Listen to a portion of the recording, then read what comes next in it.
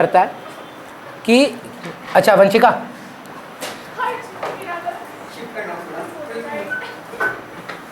तो क्या है हमारा जो आप बुक देखे हैं, दो किताब है, एक है आईडी का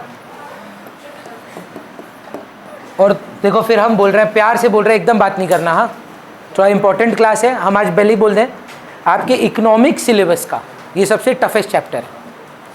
इसको ख़त्म करने में कम से कम 7 से 8 क्लास लगेगा, तो आप पकड़ लो 1 महीने के बराबर का चैप्टर है।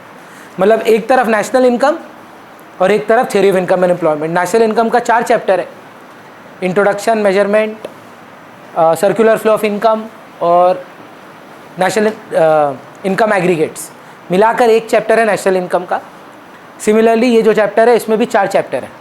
ये 4 चैप्टर ख़त्म करने में हम लोग को लगभग 8 क्लास लगेगा और ये जेन्युइनली बोल रहा हूँ आपके सिलेबस का सबसे डिफ़िकल्ट चैप्टर है, सबसे डिफ़िकल्ट। आईडी और मैक्रो मिलाकर अगर कोई डिफ़िकल्ट चैप्टर है ये 12 मार्क का आता है। तो आईडी में जितना हमको याद है हम आपके साथ फर्स्ट चैप्टर कंप्लीट किए हैं, India on the eve of independence. गलत हो गया ना, इंडिपेंडेंस। तो India on the eve of independence में हम लोग बहुत सारा डेट्स वगैरह देखे थे, सुएज कनाल कब खुला, हाँ करेक्ट, पर एक छोटा रिवीजन देते रहे। हाँ उसके बाद battle of Plassey 1757, 1881 first census, 1850 Indian railways, 1921 year of great divide, 1907 TISCO formation, ऐसे करके आप बात बहुत किए हैं मेरे साथ। और लास्ट क्लास आईडी का पे आप किए थे 1950 टू 1990। तो प्लानिंग कमीशन 1950 में बना था, आईपीआर 48 में आया था पहले, इंडस्ट्रियल पॉलिसी रेजोल्यूशन। उसके बाद इंडस्ट्रियल पॉलिसी रेजोल्यूशन 1956 में आया, schedule A, schedule B, schedule C में कैटेगराइज किया गया। उसके बाद 1960s में हमारा ग्रीन रेवोल्यूशन हुआ, जेम्स का growth, equity, modernisation and self reliance, ये 4 गोल थे हमारे। फिर क्यों हमारा एग्रीकल्चरल सेक्टर थोड़ा निगलेक्ट हो गया, क्यों हमारा इंडस्ट्रियल सेक्टर थोड़ा बेटर हुआ, क्या हमारी इंडस्ट्री में, सर्विस सेक्टर में चेंजेस आए, ये सब कुछ। फिर एक डिबेट किए थे सब्सिडी अच्छा है कि बुरा है। तो ये कुछ हम लोगों ने बात की है 2 चैप्टर पे। अगर आपके स्कूल में आईडी स्टार्ट होगा और आईडी पढ़ाया जाएगा, फर्स्ट टर्म में 1, 2, 3 आएगा, 3 चैप्टर आईडी के ऊपर नहीं आता है पहला टर्म में। और वो पहला 3 चैप्टर क्या है, 1947, 50 टू 1990, और जो 3rd चैप्टर है वो 1991। पूरा 1 चैप्टर 1 साल के ऊपर है। तो ये अभी तक मैं पढ़ाया नहीं हूँ, पर आपको बस हिंट दे रहा हूँ। ये हमारी न्यू इकोनॉमिक पॉलिसी थी 1991 में, LPG, liberalisation, privatisation and globalisation. So वहाँ से काफ़ी इम्पैक्ट्स देखने को मिले थे और इकोनॉमी में बहुत ड्रास्टिक चेंज आया था।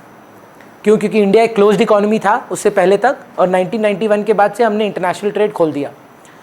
इंडिया में एक लाइसेंस राज चला था 1990 तक कि आपको बहुत परमिशंस, रिस्ट्रिक्शंस रहती थी, लेकिन 1991 में हम लिबरल हो गए। लिबरल का मतलब लीनियंट हो गए कि ठीक है जाओ, जो इंडस्ट्री में हम मना कर रहे हैं उसमें मत घुसो, बाकी सब में फ्री जाओ, हमको कुछ कागज़ पत्र नहीं दिखाना होगा, जाओ बिजनेस करो, कंट्री को आगे लेकर जाओ।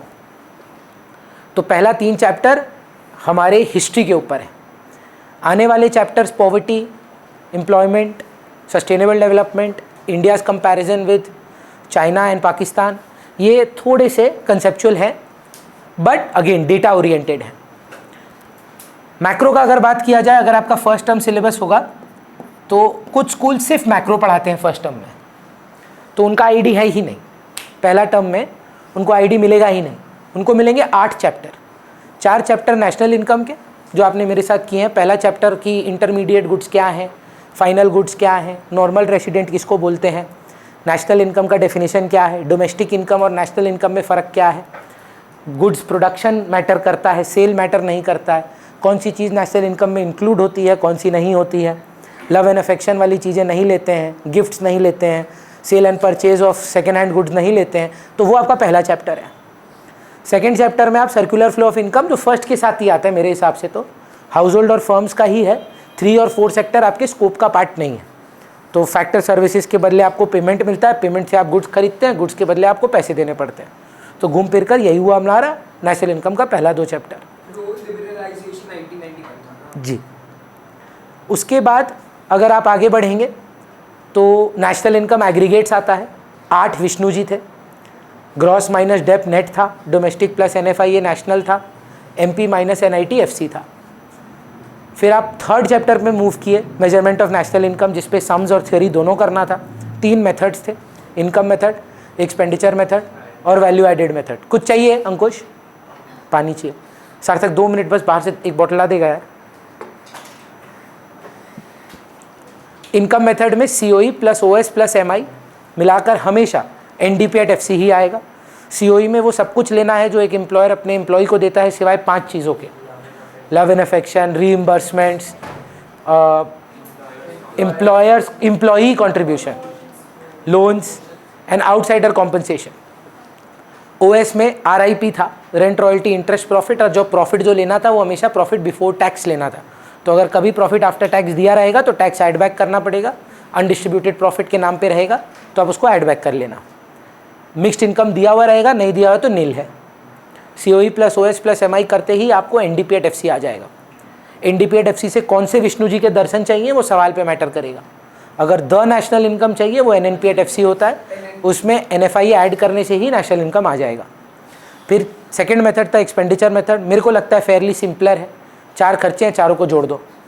Private final consumption expenditure, government final consumption expenditure, net exports. हाँ, कैपिटल फॉर्मेशन में थोड़ी लड़ाई है। एक है ग्रॉस कैपिटल फॉर्मेशन, एक है नेट कैपिटल फॉर्मेशन। हाँ, अगर ग्रॉस रहा तो आंसर GDP एट MP आता है, और अगर नेट कैपिटल फॉर्मेशन रहा तो आंसर NDP एट MP आता है। एक झमेला और है, चेंज इन स्टॉक को ऐड करना है कि नहीं करना है।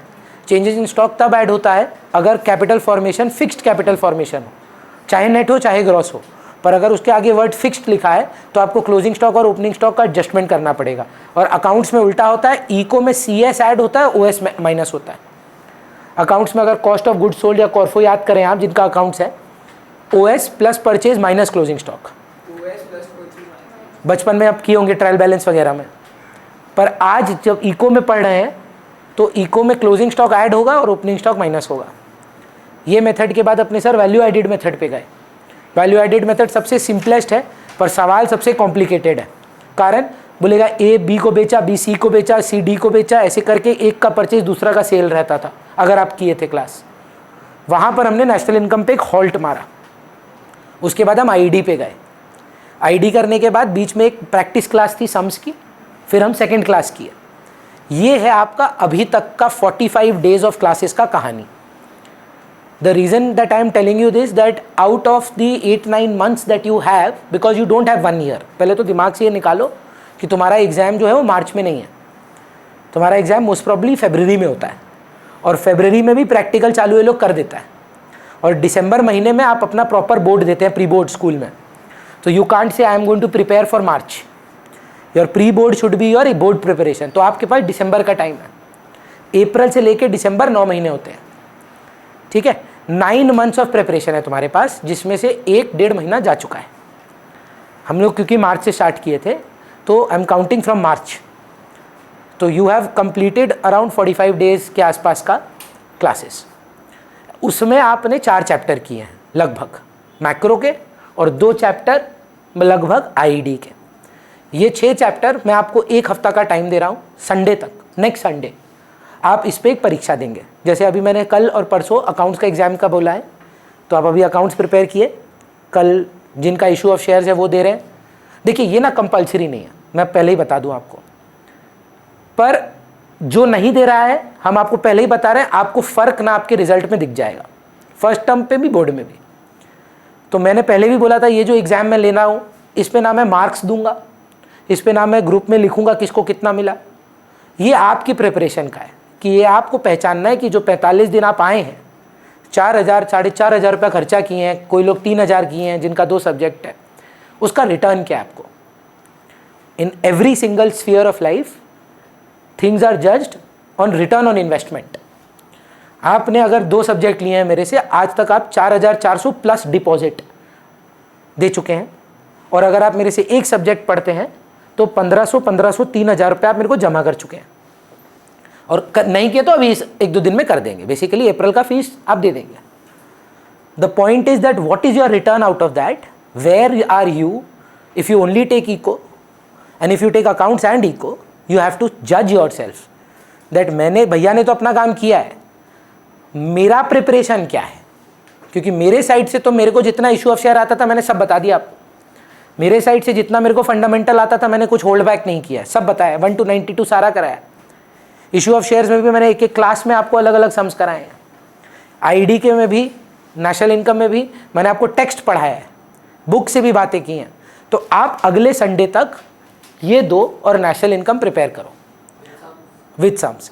सुन लीजिए, क्राइटेरिया है, अगर आपके स्कूल में आईडी नहीं है आप आईडी प्रिपेयर मत करो, खाली मैक्रो प्रिपेयर करो। अगर आपके सिलेबस में खाली मैक्रो है, खाली आईडी है, आप मैक्रो प्रिपेयर मत करो। अगर आपके सिलेबस में थोड़ा आईडी, 1 चैप्टर, 3 चैप्टर नेशनल इनकम है, तो आप वो प्रिपेयर करो। Prepare as per your upcoming exam. Every single exam that you give in class 12 should be given with the mentality that these marks will count. I am telling you, every single exam that you give, try to give it in this way. I don't know whether this is true or not, but I'm sure you are hearing CUET and all that is happening. Most colleges within maybe this year, next year, 5 years, I don't know, but they are going to start taking board college admissions on the basis of your school marks. It is a matter of time. धीरे धीरे आप देखिए board results का महत्व जाते जा रहा है। CUET के आने के बाद दिल्ली यूनिवर्सिटी आपके बोर्ड में आप फेल कर जाएं चलेगा, लेकिन CUET में आप टॉप कर जाते हैं तो आपको Shri Ram College of Commerce मिलता है। Do you understand what they are trying to say, that ये जो बोर्ड का कॉन्सेप्ट है, ये जो प्रेशर दे रहे हैं आप, वो हमको नहीं देना है। आ जाओ, rather than we want to see a consistent performance. So I don't know आपके लिए एप्लीकेबल है नहीं है, मे भी नहीं है, चांस है कि नहीं है, नहीं तो कुछ इंफॉर्मेशन होता, पर give every single exam as if it is your board exam. 10 mark का, 20 मार्क का, 50 मार्क का, 80 मार्क का मैटर नहीं करेगा। उसी एंथुजियाज्म से वो एग्ज़ाम दो, उसी प्रेपरेशन से एग्ज़ाम दो जैसे बोर्ड देने जा रहे हो।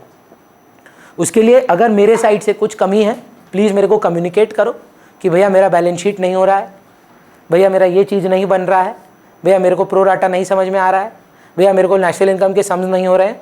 वो कम्युनिकेट करो, मेरी रिस्पॉन्सिबिलिटी है, नहीं होगा मैं अलग से बुलाऊंगा और आपका वो ख़त्म कराऊंगा। पर आपके साइड से एग्ज़ाम देने में कोई फियर नहीं होना चाहिए, कोई डर नहीं होना चाहिए कि मेरा मजाक बनेगा, हम खराब हैं, मैटर ही नहीं करता है। आपका पेपर मेरे और आपके बीच की बात है। मेरे को बस देखना है कि आप कहाँ हैं, सो दैट आने वाले महीनों में मैं आप पे उतनी मेहनत करूँ। This is not an examination. Please, if you are not ready for tomorrow, not a problem. Cannot give on Sunday, not a problem. Give next Sunday. It's okay. But please give the exam. Whatever subject you are taking from me, accounts में बोल रहा हूँ कल परसों से देना है, कभी भी आके दे देना 1.5 घंटा में, कोई दिक्कत नहीं है। पेपर मैं निकाल के रखा हूँ, प्रिंट आउट भी ले चुका हूँ, जेरोक्स भी करा चुका हूँ, आंसर शीट भी लेके आ चुका हूँ। आप आओगे, मैं आंसर शीट दूंगा, उस रूम में बैठाऊंगा, आपका 1.5 घंटा होगा, आप मेरे को दोगे, मैं आपको विदिन 24 आवर्स आपका गलती बताऊंगा, मार्क्स नहीं होगा। जो कुछ भी आपसे भूल भाल होगा मैं आपको बताऊंगा ये गलती था, बस बाकी सब राइट है कि रॉन्ग है। तो आप उसी हिसाब से जितना भी खराब प्रिपरेशन है, जैसा भी है, एक बार दे दो, ये डर को निकालो दिमाग से, और हर 1-2 महीने में एग्ज़ाम देते रहना मेरे पास। जो टॉपिक ख़त्म करोगे उस पर एग्ज़ाम, जो टॉपिक ख़त्म करोगे उस पर एग्ज़ाम, है ना। और ये एग्ज़ाम नहीं है ये देखने के लिए कि कौन हाईएस्ट लाता है और कौन लोएस्ट लाता है, कि कौन से कॉलेज में एडमिशन किसको मिलेगा। ये हमारी प्रिपरेशन है। ये एग्ज़ाम फियर निकलना बहुत ज़रूरी है आपके मन से, कि मेरे क्लास में हो जाता है, एग्ज़ाम में जाता हूँ, पता नहीं गलती हो जाता है। ये जल्द से जल्द ख़त्म करें। आज का क्लास जो है वो एक नए चैप्टर पे है। कुछ स्कूल्स में देखिए ये सीधा, if I am honest with you, June में होगा, क्योंकि ये चैप्टर लास्ट में कराते हैं मैक्रो में। कारण है कि ये डिफ़िकल्ट है, ये आसान चैप्टर नहीं है। तो जैसे हम बताएं आपका बिरला भारती का, तो वो चालू ही आईडी से करते हैं। आईडी का 3 चैप्टर ख़त्म करके नेशनल इनकम चालू होगा। इस साल क्या है हमको नहीं पता, पर जनरली आपका स्कूल पहले आईडी पे फोकस करता है, उसके बाद मैक्रो पे जाता है। एलएसए एकदम उल्टा है। एलएसए आईडी पढ़ाता ही नहीं है पहला 1-2 महीना, वो खाली मैक्रो आगे बढ़ाता है। कुछ स्कूल जैसे आपके हैं 2 आईडी पढ़ा दिया, 2 मैक्रो पढ़ा दिया। तो देखिए कुछ कुछ सिलेबस में आपको लग सकता है कि मेरा ये अभी नहीं है, तो मैं बोल रहा हूँ कि क्लास ज़रूर करो, लर्निंग प्रिपरेशन मत करो। लर्निंग प्रिपरेशन उन्हीं एग्जाम्स का करो या सब्जेक्ट का करो, टॉपिक्स का करो जो आपके एग्जाम के लिए रेलेवेंट है। तो बात करते हैं आज का क्लास का। उससे पहले चैप्टर किस बारे में है अगर आप समझोगे तो आपको भी बहुत इंटरेस्टिंग लगेगा। टफ है पर बहुत मज़ेदार चैप्टर है, मतलब आपके मैक्रो का बेस्ट चैप्टर है ये। टफ भी है और कंसेप्चुअल तो मतलब गजब का कंसेप्चुअल है। घुमा फिरा के एक बात उठता है कि एक देश का प्रोडक्शन लेवल कितना होना चाहिए या एक देश इक्विलिब्रियम पे कब आता है। जैसे सौरभ फ़ोन छोड़ दो ना, यूनिट टेस्ट का कब से है? ठीक है ना, अपने तो हो ही रहा है, छोड़ दो ना अभी उसको, लास्ट में बात करते हैं उस पर। तो बचपन में जब आप लोग छोटे छोटे आए थे क्लास 11 में अगर आपको याद हो, तो हम लोगों ने पहली बार एक इक्विलिब्रियम का शब्द जो सुना था वो कंज्यूमर इक्विलिब्रियम के बारे में सुना था। और वहाँ पर भी कार्डिनल और ऑर्डिनल में 2 हिस्से किए थे हमने। कार्डिनल में भी सिंगल कमोडिटी मॉडल था, MUX equal to PX। Double commodity X model में MUX by PX equal to MUY by PY। Ordinal वाले में IC tangent to budget line. Equilibrium का मतलब अगर आपको याद हो, it was a favourable state of rest. Similarly उसके बाद अगर आपको याद हो, मार्केट इक्विलिब्रियम पे गए थे हम लोग। वहाँ डिमांड सप्लाई के इक्वलाइजेशन पे हमने बोला था मार्केट इक्विलिब्रियम पे रहता है। उसके बाद हमने एक प्रोड्यूसर इक्विलिब्रियम देखा था जहाँ पे हमने बोला था MC equal to MR and MC cuts MR from below. वो भी एक इक्विलिब्रियम कंडीशन था।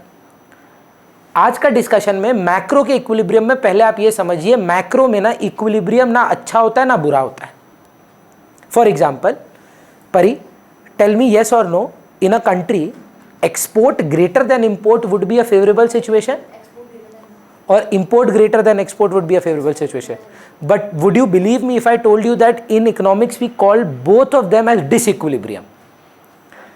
Export greater than import is called a favorable disequilibrium, and import greater than import greater than export is an unfavorable disequilibrium. Equilibrium क्या है gas करिए? Import equal to export. तो मैं क्यों ये आपको बोल रहा हूँ, कुछ बच्चों को अभी भी ये लग सकता है माइक्रो पढ़ने के बाद कि ये हम चाहते हैं। देखिए चाहते तो हम एक्सपोर्ट ग्रेटर देन इंपोर्ट है, पर इक्विलिब्रियम वो नहीं है। इक्विलिब्रियम का मतलब ये है कि जब जाके स्थिर हो जाता है। कंट्री में कुछ चीज़ें चेंज होती रहती हैं और किसी के दिमाग में ये सोच आया होगा ये कब जाकर मोक्ष की प्राप्ति करता होगा, है ना। जैसे आप ह्यूमंस के बारे में सोचें, आदमी पैदा होता है पूरा जीवन लड़ता ही रहता है ना, मतलब माँ के पेट से ही लड़ रहा है। जब से आपके अंदर एक जान आई है तब से आपका संघर्ष शुरू हो जाता है, जब तक आप मरते नहीं हैं। और अगर आप हिंदू माइथोलॉजी में बिलीव करते हैं तो फिर आपका जन्म होता है, फिर आपकी एक और दूसरी लड़ाई शुरू होती है, तब तक जब तक आप भगवद गीता में नहीं जाना चाहते, जब तक आत्मा परमात्मा में मिल नहीं जाता। उसी को हमारे रिलीजन में मोक्ष बोलते हैं, बाइबल में सैल्वेशन बोल लीजिए, है ना, या कोई भी भाषा में बोल लीजिए। एक ऐसा लेवल जहाँ पर आप रेस्ट करते हैं, जहाँ पे चेंजेस नहीं होंगे। और तो एक देश में बात उठ रहा है कि यार हमारा GDP बढ़ते जा रहा है, कभी गिरते जा रहा है, क्या लेवल ऑफ नेशनल इनकम ये माना जाएगा कि equilibrium level of national income है? कितना production would be considered as an equilibrium level of national income? Because let me be very frank with you, if there is excess production, that is also going to create changes in the economy. If there is less production, we all know that there is going to be shortages. But if there is excess also, that is also a problem, है ना। In the primitive days, would you believe that most capitalist countries, if they had excess production, what they used to do with their excess production? They used to burn and dump it in the river. क्योंकि वो नहीं हो जाए, मतलब company का value ना गिर जाए, प्राइस ऑफ द कमोडिटी गिर ना जाए। मतलब आज भी कुछ company like Louis Vuitton and ये सारे ये आज यही पॉलिसी फॉलो करते हैं कि सेल फेल पे हम नहीं लगाएंगे। वो तो कंपनी लेवल पे बात कर रहे हैं, सोचिए देश की बात हो रही है। तो कोई देश ग्रो करते जा रहा है, क्या आजीवन ही ग्रो करेगा? कोई देश में जीडीपी गिरते जा रहा है, गिरते जा रहा है, गिरते जा रहा है, क्या आजीवन गिरते जाएगा? कभी तो एक सिचुएशन आएगा जहां गिरना और बढ़ना दोनों ही बंद हो जाए। वो है इक्विलिब्रियम। मतलब मैं हमेशा जब ये चैप्टर पढ़ा हूं, क्योंकि देखिए मेरे ना 11-12 में नहीं था, जब मैंने बोर्ड दिया था तब थ्योरी ऑफ इनकम एम्प्लॉयमेंट नहीं था, और बहुत कम बच्चों को ये बात पता है कि क्योंकि मेरे को इकोनॉमिक्स से इतना प्रेम है तो मैंने ना ओपन यूनिवर्सिटी से इग्नू बोल के एक वो है, इंदिरा गांधी नेशनल, जिसका जीरो वैल्यू है, मतलब अगर आज उसको लेके हम डिग्री लेके जॉब के लिए जाते तो मेरे मुंह पे हंस के निकाल देता, बोले घटिया है, कोई वैल्यू नहीं है उसका। पर हमको ना देखना था कि मास्टर्स ऑफ इकोनॉमिक्स में ऐसा क्या है, तो हम नाम भर के बैठ गए एग्जाम देने, पास भी हो गए। पर उसका मतलब I just wanted to know the syllabus. तो उसका जो लोअर लेवल है, जैसे पहले बीएड करना पड़ता है, उसके बाद एमएड होता है, तो बीएड भी इग्नू से है, एमएड भी इग्नू से है। तो ये बीएड के डिस्कशन में मैंने सीखा पहली बार। अब मैंने अपना इंटरप्रिटेशन लगाया, मैंने अपना, मेरे को जब भी इको पढ़ना होता है मैं घर के बारे में सोचता। तो मैंने सोचा कि एक घर है, ये घर है मान लीजिए खटेर हाउस, स्पेलिंग ठीक है सर, मतलब ER की डबल TR, TER, और ये है खटेर हाउस का किचन। अब दिक्कत ये है खटेर हाउस में सर कितने लोग हैं? 4 लोग हैं, 4 पीपल, 4 पीपल।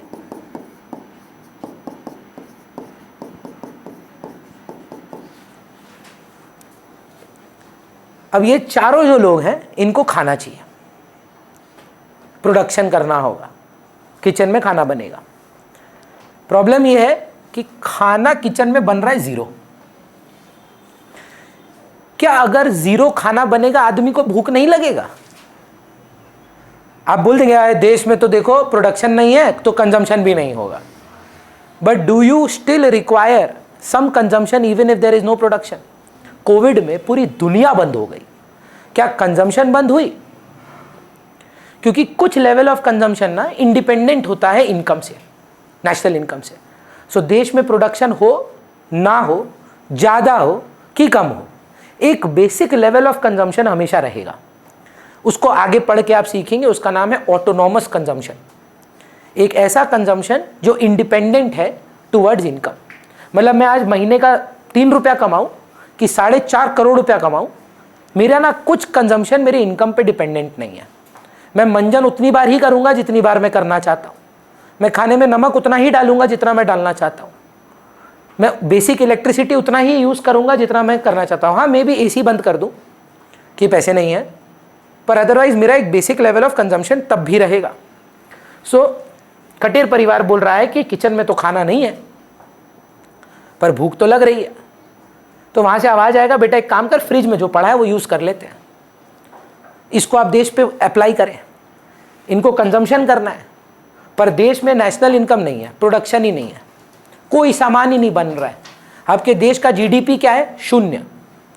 तो भी क्या लोग खाना डिमांड करेंगे, कंजम्पशन डिमांड करेंगे? कहाँ से लाएंगे? अच्छा पहले ही बता दें, क्लोज्ड इकोनॉमी है, देश में कोई इंपोर्ट एक्सपोर्ट नहीं है। और एक बात बता दें, देश में कोई गवर्नमेंट सेक्टर भी नहीं है। It is a capitalistic economy and it is a closed economy. There are only 2 sectors, household and firms. You mean past production, जो बना था पिछले साल पर यूज़ नहीं हुआ था, तो हमारे लिए वो फ्रिज का खाना है।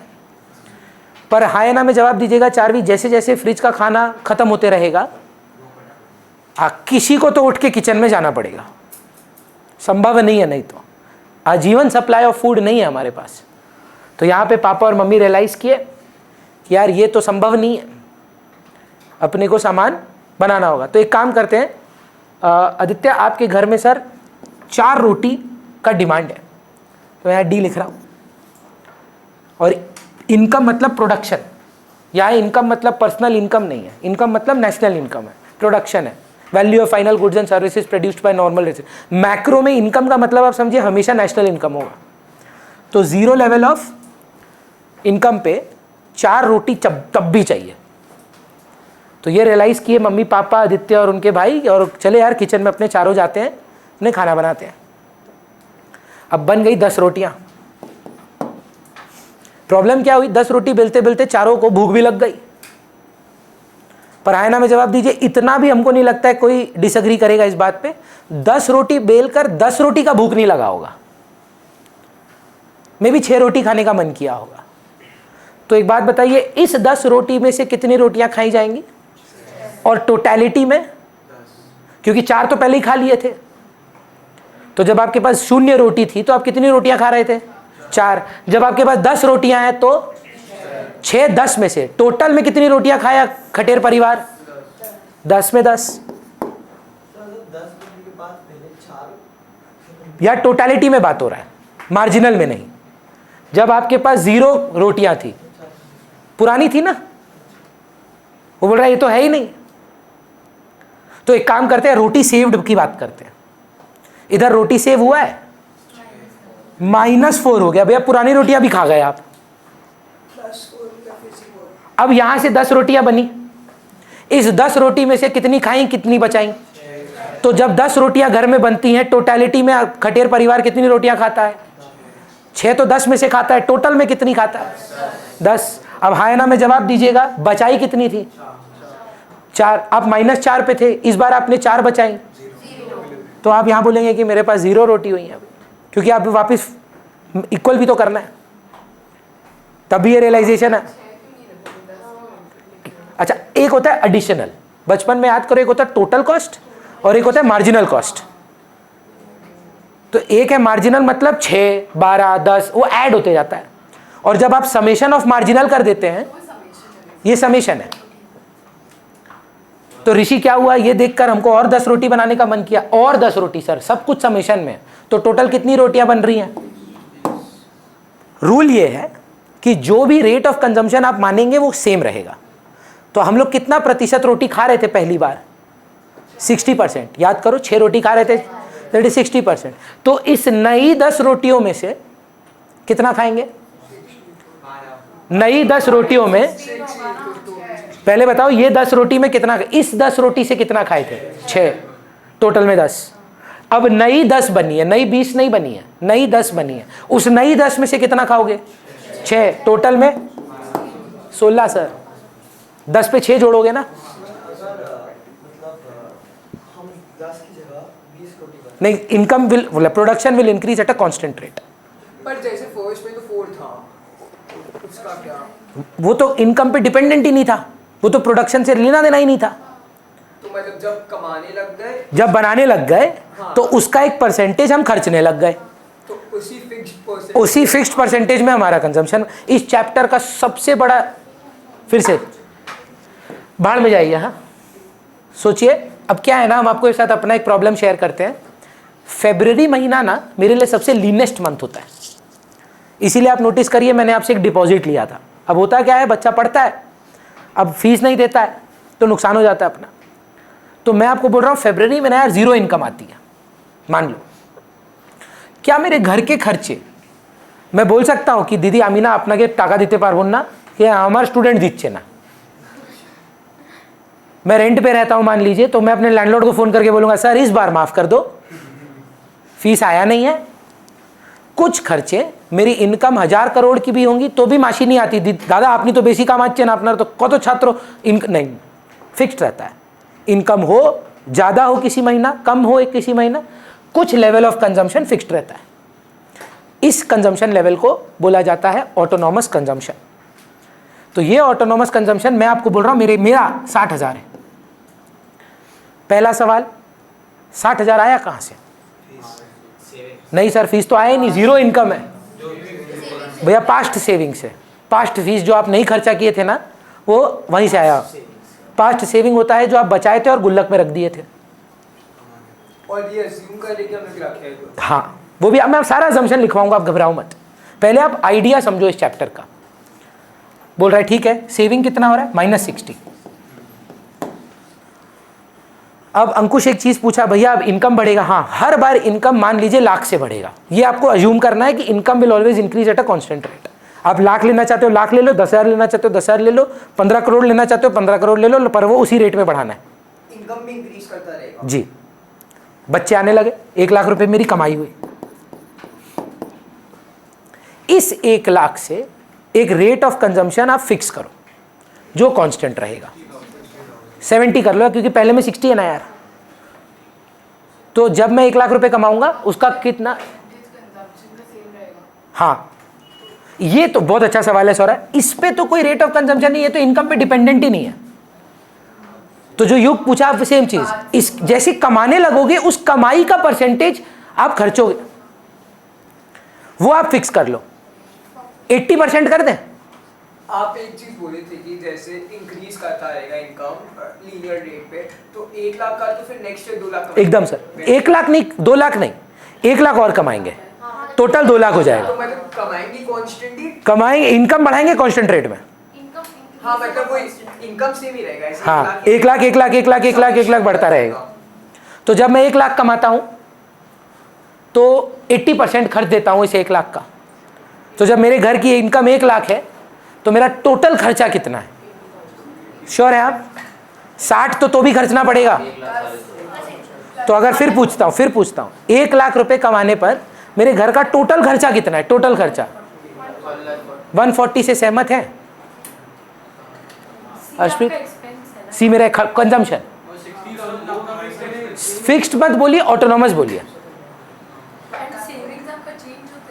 जैसे जैसे आप खर्चा करेंगे जो बचेगा वो आपका सेविंग होगा। एक बार फोकस करें। क्या हुआ प्रतीक, बोलना जी। इस 1 लाख से मैं कितना खर्चूंगा? इस 1 लाख से मैं कितना खर्चूंगा? 80। और पहले का 60, मतलब टोटल में खर्चा कितना? हाउ मेनी ऑफ 60,000 हर साल खर्चेंगे ही, मतलब ये 1 साल का टोटल खर्चा बता दिया हम तेरे को 60,000। 60,000 1 साल का टोटल खर्चा। अब मेरा 1 लाख रुपए इनकम आया, उसमें से मैं 80,000 खर्चा, तो मैं वो उसी साल का 1 ईयर का इनकम का बात हो रहा है। अब हाँ ऐड होते जाएगा। अब मेरा एक बात बताओ, अगर आप अपनी इनकम का 80% स्पेंड करते हो तो बाकी का क्या करते हो? सेव। तो इसका मतलब आया ना, में जवाब दीजिए 20,000 का सेविंग कर रहे हो। आप में से कितना बच्चा को यहाँ 20,000 का सेविंग दिख रहा है?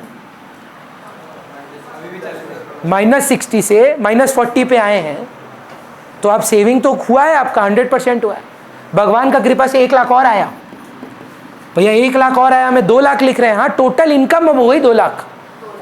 ये सब 1 साल का चल रहा है। सब 1 साल का है। अब 1 लाख और कमाए आप, उस 1 लाख से कितना खर्चोगे? 80%, 80,000। तो जब आपकी इनकम 2 लाख होती है, आपके खर्चे कितने हैं टोटल में? 220।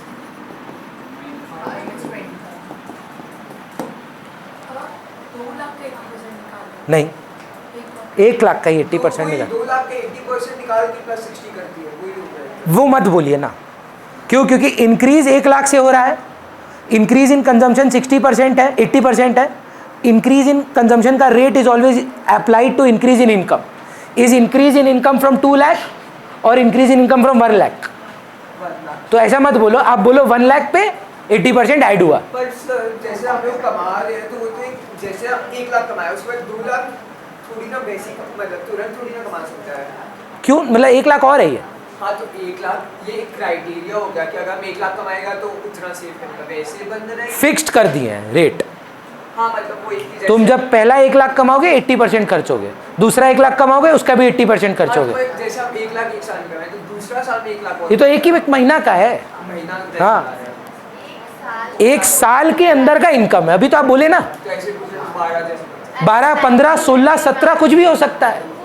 जरूरी थोड़ी ना महीना महीना इनकम होगा। किसी का पर डे का इनकम 1 लाख होता है, किसी का पर घंटा का इनकम 1 लाख होता है।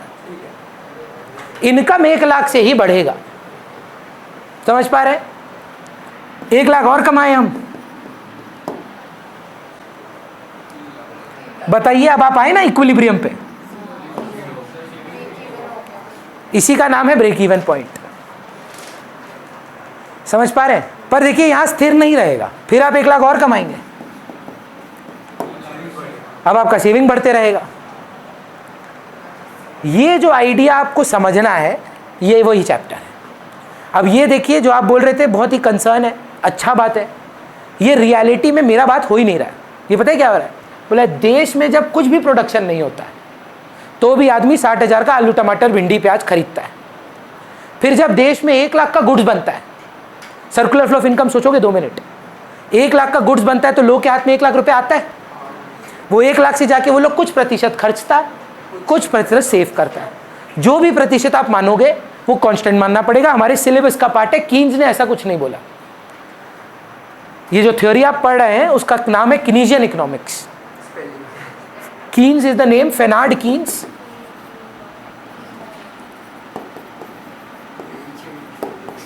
और कीनीशियन को IAN लगा देते हैं तो कीनीजियन बन जाता है। अब कीनीशियन, किंशियन, वो देखिए प्रॉपर नाउन है, जैसे बोलना है बोलिए, कोई फर्क नहीं पड़ता, हमारा तो है भी नहीं। श्री राम को ये लोग रामा कब बना दिया पता भी नहीं चला, है ना। तो वो प्रॉपर नाउन है, जैसे बोलना है बोलिए, क्या फर्क पड़ता है। स्वामी विवेकानंद को डोनाल्ड ट्रंप स्वामी विवेका मुंडुन बोला था, है ना। तो मुंडुन से अगर वो बोल सकता है तो हम लोग भी कीनीजियन को किंशियन कुछ भी बोल सकते हैं। भैया again, what is the purpose of this chapter? This chapter tells you that if a country is producing lesser than what their demand is initially, if the production is less, think about a nation where our consumption is high. Think about India. If our consumption is higher than our production, what would happen? What would you as producers start to do? If our consumption of the people, 1.4 billion people, are wanting, let's say, 100 goods, but in the economy there are only 50 goods available, what will be the impact on that on producers? Producers will produce more. The moment they will produce more, 100 goods will rise. This does not solve your problem because 100 goods का demand में भी तो impact आएगा. Because the moment you get a job for production, you get your income in your hand, and with that income you go to South City Mall, and then you want to buy more. But the catch here is that when your income will increase by 100, production will increase by 100. Consumption will increase lesser than 100 because people will have a tendency to save. Please don't say नहीं भैया हम तो नहीं बचाते. We are looking at a country here. It could be that your rate of saving is low, but we are not looking at 1% saving. We are looking at the total savings of the nation in terms of percentage. So let us say you decide a rate, man. It may not be 60, it may not be 80, it may be 90, it may be 95, it could be anything. But from these 100 goods, when you have gone to a factory and worked and produced 100 goods, what do you expect that in return? Money, salary, wages, COE, OS, MI. वो लेकर आप घर आके करोगे क्या? या तो खर्चोगे या बचाओगे? नहीं भैया हम इन्वेस्ट करेंगे। मैं पहले ही बोल चुका हूँ, वो सेविंग है, मोबिलाइज्ड सेविंग है। तो आप बताओ चार्वी क्या रेट रखना है कंजम्पशन का? मतलब ठीक है आप मारवाड़ी हो पर थोड़ा दिल बड़ा करो यार, एक्चुअल में खर्चना थोड़ी ना है। बोले 40% भैया, थोड़ा बढ़ाओ यार, 70%। तो मैम ये 100 गुड में से जब आपकी जॉब लगी, आपको जो सैलरी आई, इसमें से जो भी पैसे आए उसका 70% आप जाके खर्च देंगे। तो 70 पकड़ लो, 70 गुड्स। अभी भी शॉर्टेज चल रहा है कि नहीं?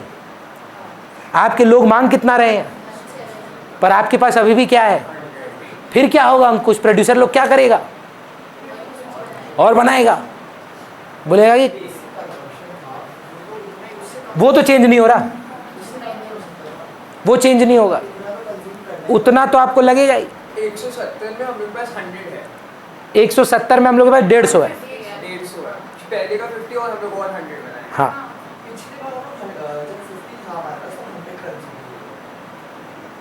हाँ, और जब 70 बेसिक उसमें कुछ पार्ट बेसिक कंजम्पशन का भी था। अच्छा, पूरा बेसिक तो उसके लिए तो जीरो दिखाना पड़ेगा ना, हम इसलिए जीरो से स्टार्ट ही नहीं किया। अभी भी शॉर्टेज चल रहा है मैम, ये लोग 100 गुड और बनाएगा तो टोटल में 100 और बनाएगा तो टोटल में कितना 250 गुड्स हो गया। इसीलिए ये चलो एक काम करो, इसको 100 कर लो, वो बेचारा तड़प रहा है, ये लो ठीक है। जीरो से स्टार्ट करो, चलो जीरो था 20, income, consumption, saving. Income increased by 100 goods. What rate did you fix, man? 70. So 70 more. So how much? 90. Minus 10. 100 more. 70 add करिए और हाँ ठीक बोल रहे हैं 160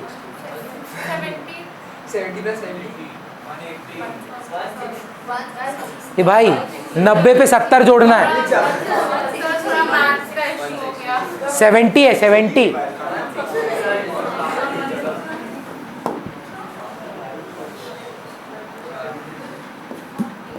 पॉजिटिव में चले गए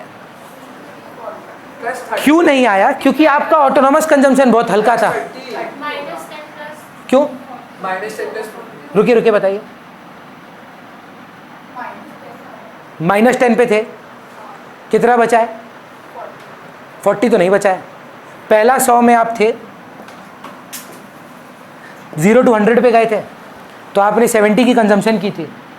तो ये जो है सबसे पहले तो पॉजिटिव 10 है, नेगेटिव नहीं है।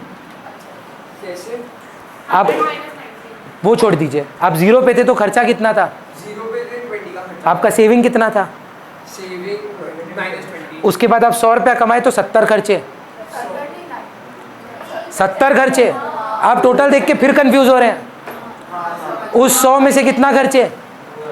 70 खर्चे। उस 100 में से कितना बचाए? 30 बचाए। -20 से आप 30 बचा लिए तो पॉजिटिव 10 पे नहीं आ गए।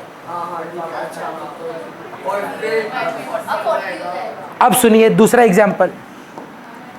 0 पे देश में कुछ प्रोडक्शन नहीं है, कोई सामान ही नहीं बन रहा है, लेकिन आदमी बोल रहा है हमको 70 यूनिट चाहिए।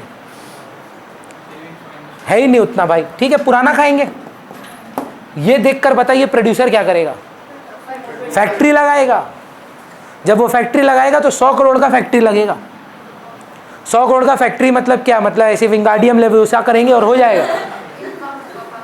मतलब लैंड, लेबर, कैपिटल, एंटरप्रेन्योर को 100 करोड़ मिलेगा, है ना? किसी ना किसी की जेब में वो 100 करोड़ जाएगा। Cement company, brick company, labour, coal company, कितना लोगों को पैसा मिलेगा।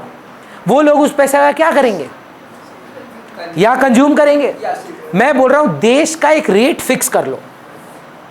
डिफिकल्ट है, ये अजम्पशन है, ऑब्वियसली अजम्पशन है, क्योंकि आपका 4% कंजम्पशन हो सकता है, किसी का 96% कंजम्पशन हो सकता है। संभव है कि आपको 40% ही खर्चना है, पॉसिबल है, पर हम ऑन एन एवरेज बेसिस देख रहे हैं। तो क्या ले? हाई रेट बताना कुछ। अरे दिल बड़ा कर, 40%, 60%, हाँ 90%। देखो किताबी है, 4वीं एक्चुअल नहीं है, अपना जेब से नहीं देना है। तो 100 गुड्स में से इस 100, प्लीज गलती मत करिएगा, इस 100 में से आप कितना खर्चेंगे? ये करोड़ नहीं है, रुपया नहीं है, ये गुड्स है। तो 90 खाएंगे, टोटल में कितना खाएंगे? 160। आपकी सेविंग हो है कि नहीं है? 10 very good. From the 100 goods Saura is saying she saved 10 goods. She is correct. In totality, you are at -60. Arshpreet, आज भी क्या देश में शॉर्टेज है कि नहीं है? है। प्रोड्यूसर देख के क्या करेगा? और बनाएगा, और 100 गुड्स बनाएगा, तो टोटल में कितना बनेगा? पर समझो ये 200 और नहीं बनाया है। ये 100, ये चैप्टर का झमेला ही इसका टेबल है। बच्चा को बार बार लगता है अच्छा 200 और, नहीं 100 और। उस 100 में से लोग जाके कितना गीटेंगे? 90 खाएंगे। तो 90 और, can you see your shortage coming a little down? फिर क्या होगा?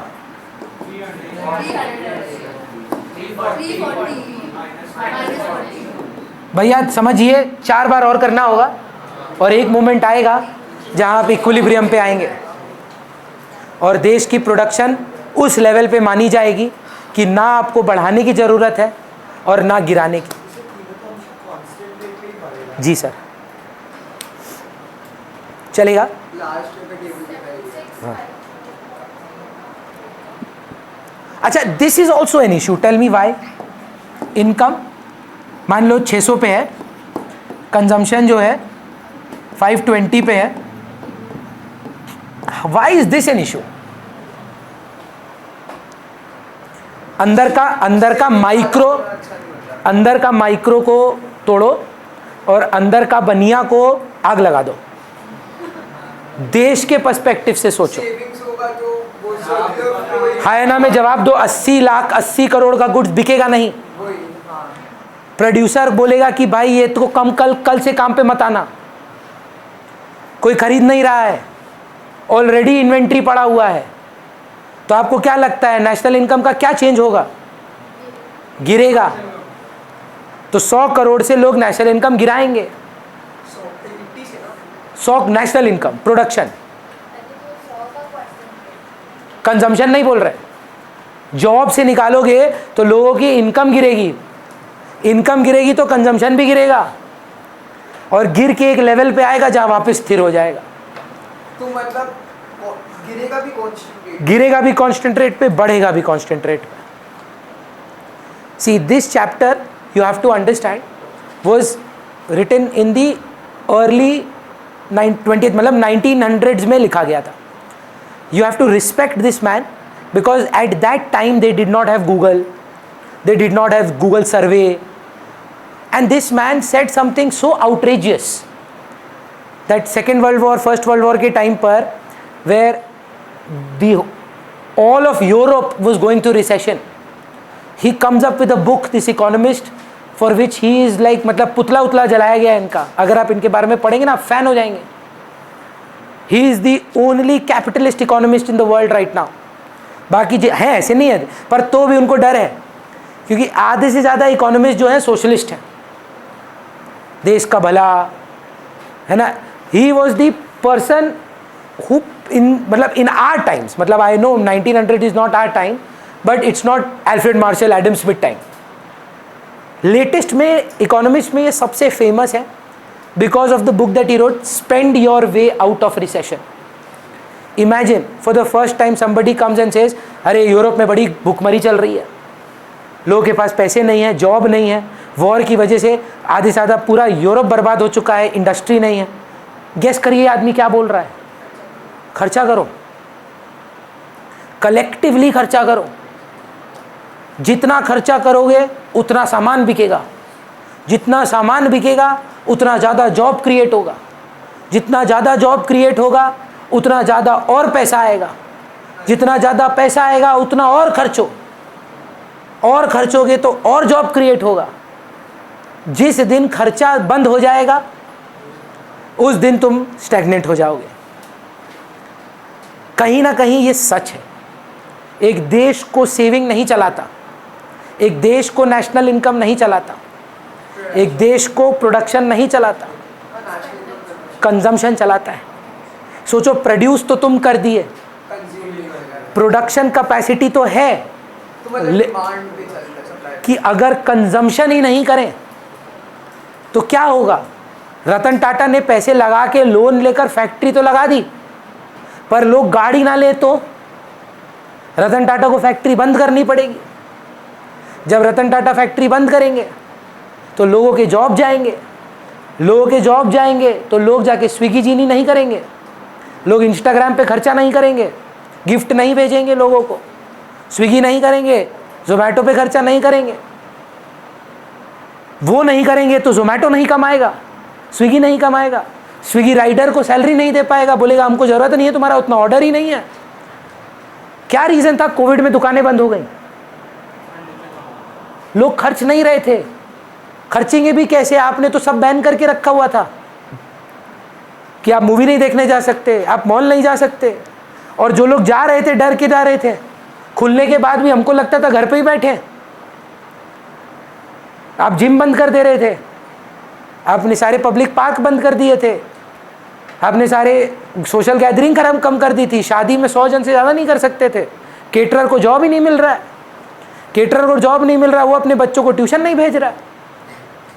बच्चा ट्यूशन के नहीं आ रहा है, मेरे पास पैसे नहीं आ रहे हैं, मेरे पास पैसे नहीं आ रहे, मैं छुट्टी पे नहीं जा रहा हूँ, मेक माई ट्रिप नहीं कमा रहा है, मेक माई ट्रिप अपनी सैलरी नहीं दे पा रहा है, वो लोग जाके अपने बच्चों को ट्यूशन नहीं भेज पा रहे, घुमा फिरा कर ट्यूशन भेजना है, प्रॉब्लम तो मेरा हुआ। So see you have to understand, in an economy जितना विलेनाइज किया गया है एक्सपेंडिचर को, उतना ही वो हीरो है। हाँ, और ना मैक्रो लेवल, घर जाकर प्लीज पापा मम्मी को मत बोला आज भैया सिखाएं खर्चा करो चलो सब उड़ा देते हैं, नहीं, ये कंट्री के लिए एप्लीकेबल है। और ना पर्सनल माइक्रो लेवल सेव करना इज गुड, बट अगेन कैसा सेविंग? Mobilised saving. तिजोरी में मत रखिए, बैंक में मत रखिए। माइक्रो लेवल भी सोचेंगे तो देश का अग्री, इसीलिए सर 2 हेडिंग है ना, इसीलिए 2 सब्जेक्ट मैटर है। आप माइक्रो भी सोचोगे, आप मैक्रो भी सोचोगे। अगर हम सब पैसा उड़ाते तो देश को भला रहेगा। हाँ, पर अकेले नहीं, सबको उड़ाना होगा। सब उड़ा देते हैं। हाँ, पर वो कलेक्टिव नहीं होगा ना। आज न्यूयॉर्क या अमेरिका, आज अमेरिका क्यों है सर? सब पैसा उड़ा देते हैं। सब खर्चते हैं, लाइफस्टाइल देख उनका। हमारे यहाँ कोई पोर्शा ले ले मतलब वो भगवान है, वहां पर नॉर्मल सा बात है। मतलब ऐसी ऐसी गाड़ियों का नाम आप नाम ही नहीं सुने होंगे, 6-6 करोड़ की बिकती हैं, 5 करोड़ 6 करोड़ कुछ भी नहीं है। एक कितना क्यूट है, मेरा एक स्टूडेंट है, यूट्यूबर है, ठीक है, हमको आके बोला कि भैया आपका इंटरव्यू लेना है, पॉडकास्ट करना है आपके साथ। हम बोले जरूर करो। तो पॉडकास्ट में ना हमसे पूछता है कि भैया आर यू अ मिलियनेयर? अब हम बोले देख INR में तो कब का बन चुके हैं, डॉलर में कैसे बने? $1 मिलियन वुड बी लगभग 8.5 करोड़ रुपया का नेटवर्थ। 10 लाख रुपया इज 1 मिलियन। 10 लाख तो कब का पार कर गए। तो इंडिया में मिलियनेयर का कोई वैल्यू ही नहीं है। क्या है मिलियनेयर? 10 लाख रुपया। आप बिलीव करिए, 50, 60, 70 हजार रुपया कमाने वाला साल का आदमी भी मिलियनेयर है ना? नहीं, इंडिया में है। सालाना अगर कोई 1 लाख रुपया कमा रहा है तो 12 लाख रुपया कमा रहा है भाई। मतलब ये सब चीज पढ़ते रहते हैं ना, मेरे को भी अपने आप पे थोड़ा सा गर्व होता है, फील होता है। आप बिलीव नहीं करेंगे, to be in the 1% population of the world in terms of income, you just need to earn 25 lakh rupees per annum. 25 lakh, that's it. You are in the top 1%. 99% लोगों से ज्यादा कमा रहे हैं आप। लोग बोलते हैं हमको 1000 करोड़ चाहिए, हमको 100 करोड़ चाहिए। To be in 1%, that's it. 25 lakhs, 2 lakhs per month. You are in the top 1% of the world. The reason is very simple. The more these 1% spend, the benefit is given to the 99%. Actually में economy वो 1% ही चला रहे हैं। वो भी कर रहे हैं खर्चा, 100% कर रहे हैं सर, पर वो 1% वाले जो लोग हैं ना, वो ज्यादा खर्चा कर रहे हैं, ज्यादा इकोनॉमी में कंट्रीब्यूट कर रहे हैं। May be on a personal level that is a bad thing. You earn 25, you spend 25, you must be a very stupid man, you should save, but that is on a micro level. So before we start the chapter, it is important, imperative to you understand that what is the need of this chapter and what is the message that is they are trying to convey from this chapter. What is a level of national income that is considered an equilibrium level of national income? What level of production will neither increase or decrease? Because if there is excess production, output will fall. Why? Because people will start storing their product, jobs will go, consumption will fall, income will fall, and that will happen till when? Till we again reach an equilibrium. Do we stop there? No. What happens when the country's spending capacity is more than what we have? Production will rise. Why are everybody, you look at Jeff Bezos, you look at Elon Musk, you look at Bill Gates, why are they so interested in India? For one simple reason: consumption greater than production. Consumption greater. 140 crore मतलब 140 करोड़ लोगों में अगर आप अपना market ढूंढकर एक basic standard of living नहीं कमा पाते हैं तो गलती आप में है. In a market of 140 crores, you are not able to have a decent lifestyle, not able to generate revenue, is somewhere your problem. Out of 140 crores, you need to convince only 0.00001% to buy your product. And you are way above a millionaire. As a businessman, think about it. The demand in our country is so high. Basic things. You cannot go wrong. It's just that yes, quality product, constant marketing, और तीसरा सबसे important किस्मत. वो नहीं है तो कुछ नहीं होता. But भैया again, this chapter will first teach you that consumption is the key concept here. So there are a few assumptions that I want you to write down. Without that assumptions, we cannot proceed further. लिखिए number 1, पूरे chapter के assumptions हैं. Theory of income and employment में कम से कम 10-12 assumption है. वो सारे assumption आज आप लिख लेंगे. Theory of income and employment.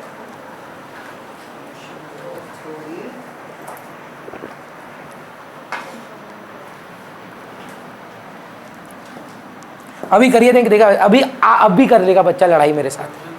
Theory of income and employment. महक, आप कहीं पर भी, मेरे पास तो आप नहीं थे, कहीं पर भी 11 में ट्यूशन लेते थे इको का? नहीं लेते थे. Can you tell me what does the demand curve look like? Downward sloping. अभी आप उनको मारिएगा मत. हाँ, लिखिएगा aggregate demand of a country refers to the aggregate expenditure of the country. लिखिए aggregate demand of the country. Assumption number 1, aggregate demand of the country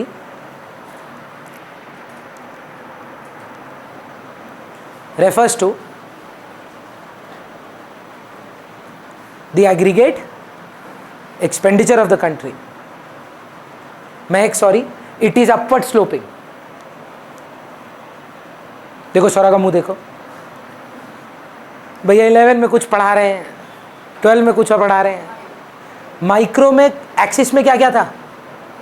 price and quantity. Sir यहाँ income और demand. It is an upward sloping curve. Income and demand. बताओ ना, income और demand में क्या relation है? Income बढ़ेगा तो डिमांड बढ़ेगा. वो डिमांड अलग था, प्राइस क्वांटिटी वाला था. ये इनकम के साथ है. तो इनकम बढ़ेगा तो क्या होगा देश का खर्चा में? अगर लोगों की वृद्धि होगी, लोगों के जॉब होंगे, आप पहले 1 लाख रुपए कमाते थे, अब आप 4 लाख रुपए कमाते हैं, खर्चा नहीं बढ़ेगा आपका? नहीं, अभी बनाना मत, उसमें बहुत झमेले हैं. अब इस पे भी लोग बोलेगा फॉर इंफीरियर गुड्स अलग होता है, फॉर इनएक्सपेंसिव नेसेसिटीज अलग होता है ना. तो अपने को पहले ये मान के चलना होगा कि ये सब सच है. ठीक. एग्रीगेट डिमांड जो होगा, लिखिए आगे, is equal to the aggregate expenditure. है ना, लिख चुके हैं आप शायद. मेरे को 4 भी बताएगी what are the expenditures of a country. पढ़ के आए हैं मैम, अब रिवीजन किए हैं अभी आप मेरे साथ. What are the 4 consumption expenditures of our country. रुको, बोलेगी उसको पता है. नहीं, वो इनकम है. अरे रुको ना. Private final consumption expenditure, capital formation, government final consumption expenditure and net exports. तो बताइए कितना सेक्टर है देश में खर्चा करने वाला? भौमिक 4. कौन कौन? House hold, firms, government. House hold के खर्चे का नाम ये लोग इतना लंबा चौड़ा नहीं लिखा, बोला कंजम्पशन. चलेगा? हाँ भैया, कंजम्पशन ही तो है. फर्म्स के खर्चे का नाम कैपिटल फॉर्मेशन नहीं रखा, बोला इन्वेस्टमेंट. गवर्नमेंट के खर्चे का नाम government expenditure. Net export is net export. अब शायद अंकुश को समझ में आए कि हम अजम्पशन में क्यों लिखवा रहे हैं. ये कॉपी करिए. Aggregate expenditure is equal to, first का ही कंटिन्यूएशन है, aggregate expenditure is equal to consumption, investment.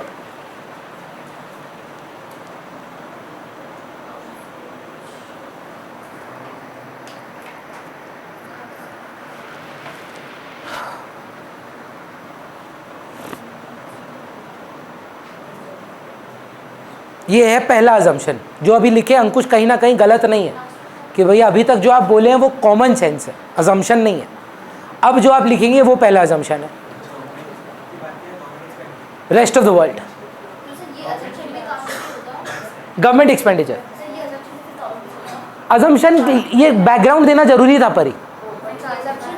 हाँ, अब नेक्स्ट वाला अजम्पशन है export minus export, export minus import.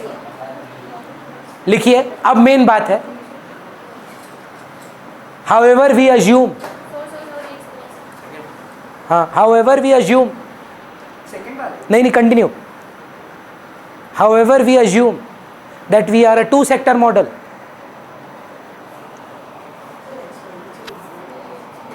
Export minus import. Sir बना तो इधर ही है, खर्चा तो इस देश का है। However we assume that we are a two sector model which is a capitalistic economy and a closed economy. A capitalistic economy मतलब गवर्नमेंट सेक्टर नहीं है, ये चला गया, और क्लोज्ड इकोनॉमी है तो so therefore AD equal to C plus I, demand is equal to consumption plus investment। हाँ, AE is equal to AD लिख चुके हैं आप, पहला लाइन में लिखे हैं, AD और AE सेम है। Investment, income is never denoted with I, it is denoted with Y, I is always denoted with investment. Consumption plus investment, चलेगा, कोई दिक्कत? ये आपका प्रॉपर अजम्पशन है अभी कि हम क्लोज्ड इकोनॉमी है। भैया मतलब क्या हुआ इसका? बोल रहे सामान कौन बनाता है? फर्म्स। उसको खरीदता कौन है? And firms. ये बना रहा है ना कैरियर, कैरियर कौन कौन खरीद रहा है? तेरा घर में लग रहा है और तेरा ऑफिस में लग रहा है, लगता तो गवर्नमेंट ऑफिस में भी है, लगता तो आउटसाइड इंडिया भी है, पर वो अज्यूम कर रहे हैं कि नहीं है, सेक्टर ही दो है। तो मतलब एग्रीगेट डिमांड हम लोग का बस कंजम्पशन एक्सपेंडिचर, कंजम्पशन एक्सपेंडिचर जो हाउस होल्ड खरीद रहा है और जो इन्वेस्टमेंट हम लोग फर्म्स खरीद रहा है, मिला कर आता तो है, वही डिमांड है, वही डिमांड है कंट्री का। चलेगा। अब देखिए अगला चीज लिखिए, ये सेकंड अजम्पशन या ऑब्जर्वेशन भी लिख सकते हैं, पर ठीक है आप अजम्पशन लिखेंगे तो कोई दिक्कत नहीं है। Aggregate supply, second.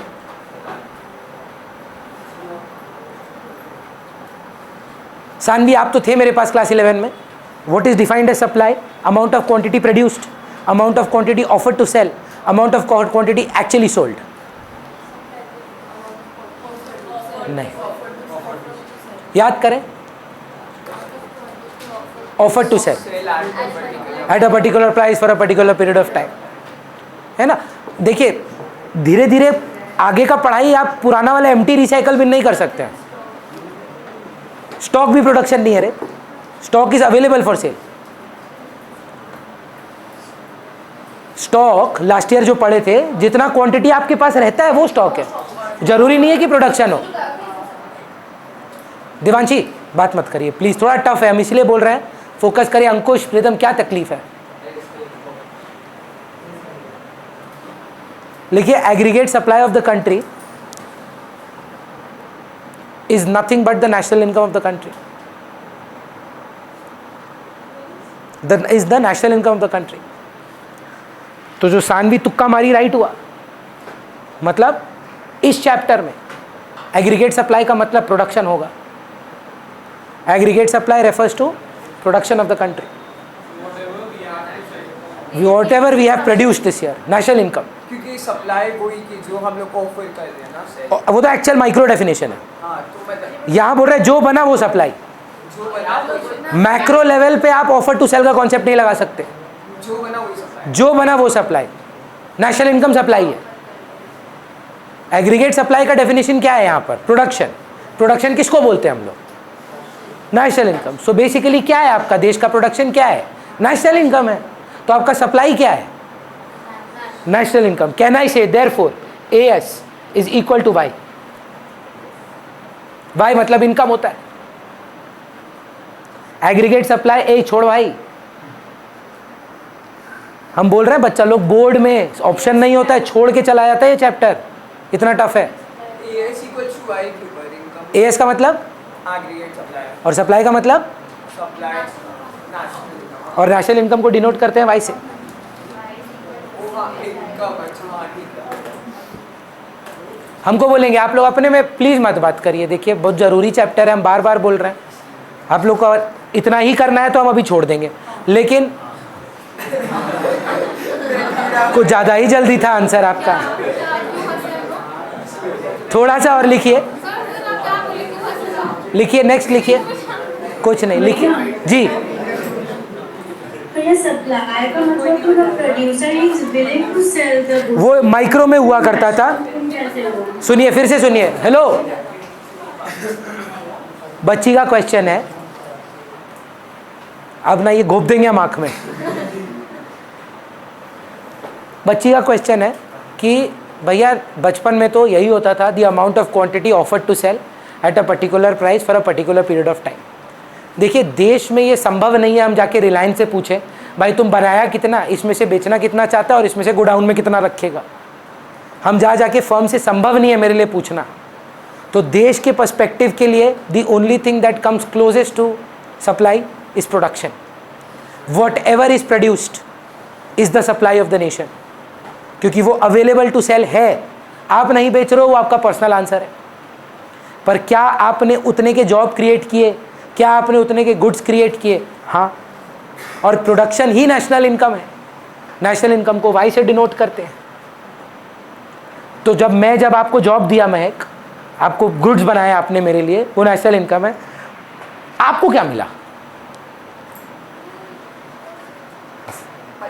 पैसा मिला। उस पैसा से आप क्या कर सकते हैं? अरे बोलने तो बच्ची को, उसको खर्चना है ना, उसका पैसा है यार। हाँ, आप मेरे ऑफिस आए, you work for me, we created goods and services and I give you salary, COE। What would you do with that salary? और save. So do you agree और डिसअग्री? क्योंकि अभी बच्चा लोग चिढ़ जाएगा। Aggregate supply is equal to C + S equal to Y, consumption plus saving.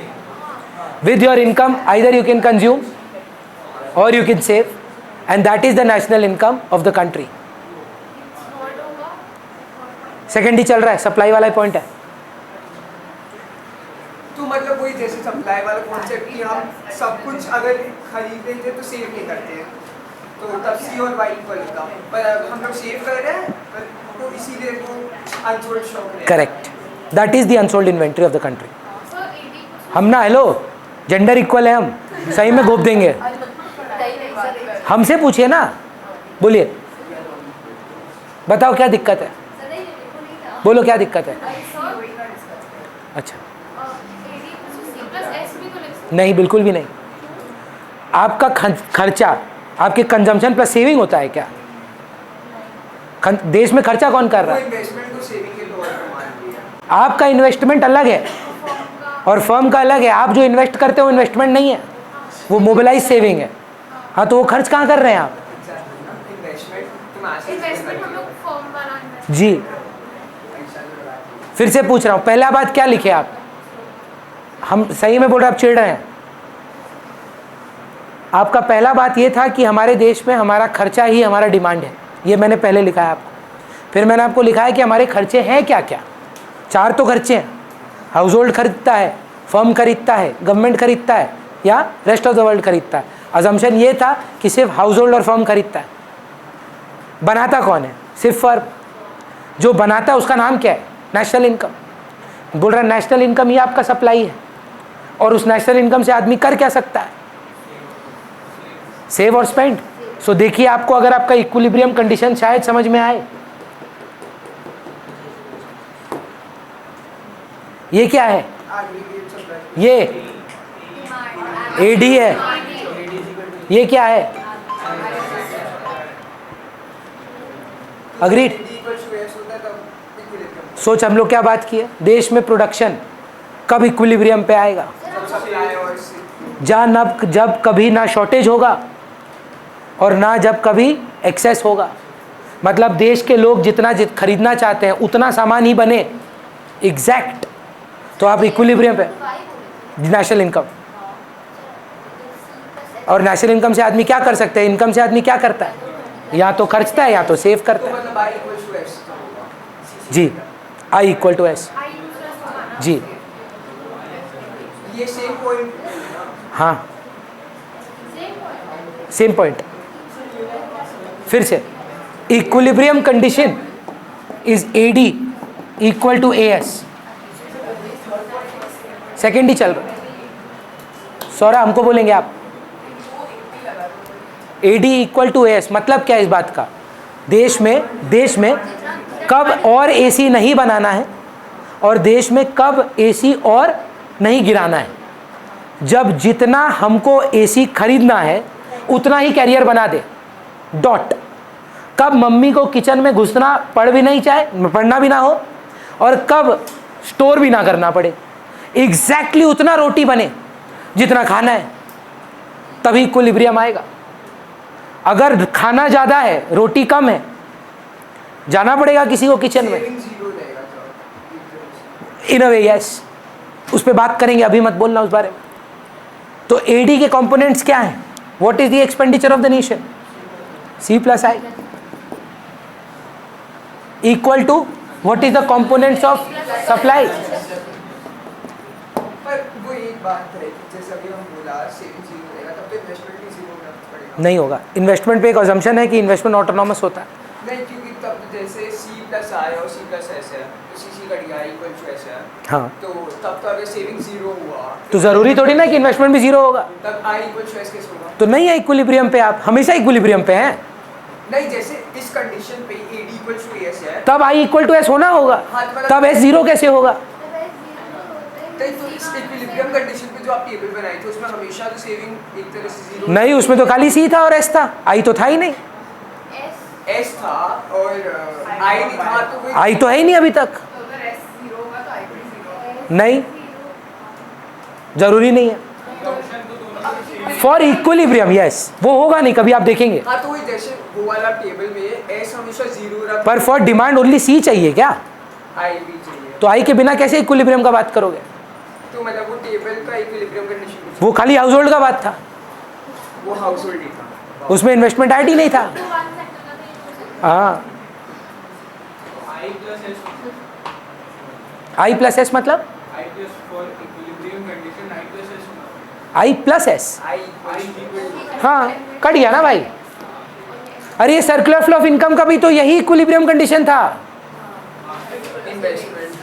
Saving equal to investment, जो आप बचाए हैं, जो आप खर्चा नहीं किए हैं, वो अगर फर्म्स खर्च दें तो हो गया इक्विलिब्रियम। जो पैसा आप बचाए हैं तिजोरियों में रखे हैं, जाके फर्म कैरियर का एसी ले ले तो बिक गया ना सारा कैरियर का एसी। समझ पा रहे हैं?